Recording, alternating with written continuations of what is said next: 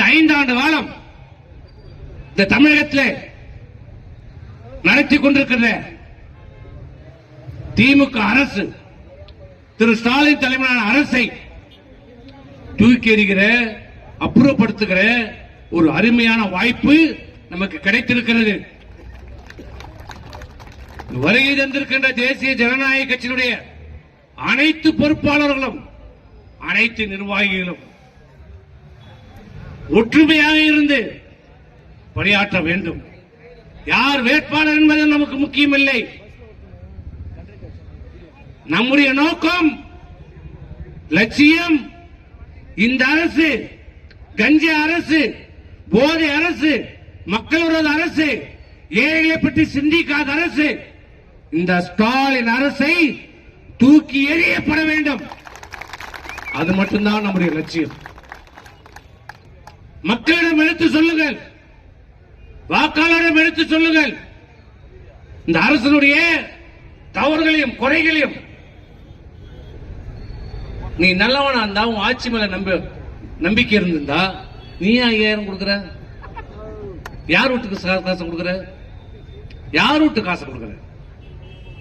நம்ம பணத்தை எடுத்து நம்ம கிட்டே ஓட்டு கேட்கிற. நீ யோகியமா இருந்தா என்ன பண்ணிருக்கணும்? அந்த 28 மாசம் தரல பாரு பணம், அத நீ கொடுத்துட்டீனா நீ நல்லவன், யோகியவன். அத கொடுக்க மாட்டாராம், அடுத்த மாச காசு இப்ப கொடுப்பாராம். அது 2000 ரூபாய் கொடுத்துக்கிறாரு. எதுக்கு? இந்த வெயில்ல நீங்கெல்லாம் கோடை வெயில்ல ஊட்டி கொடைக்கானல் போனோமா 2000 ரூபாய். இந்த பட்ஜெட் கான்சல் வரைக்கும் போய் வந்த கூட பார்த்தாரு. இது எப்படியெல்லாம் இந்த அரசு ஏமாற்றுகிறது.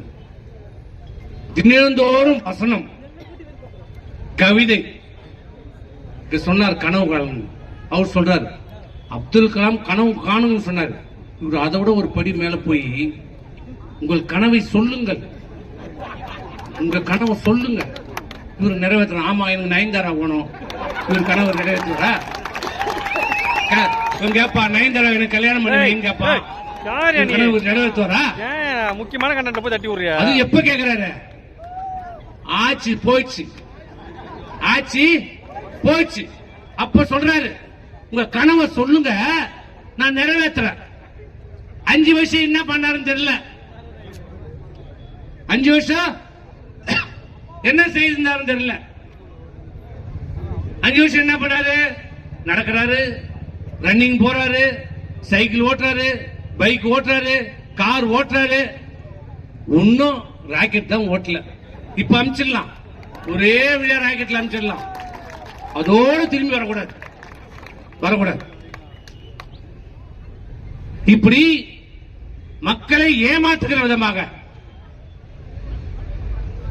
திட்டமிட்டு இன்றைக்கு இந்த அரசு ஏமாற்றிக் கொண்டிருக்கிறது. ஆகவே வருகை தந்திருக்கின்ற அனைத்து கழக நிர்வாகிகளும்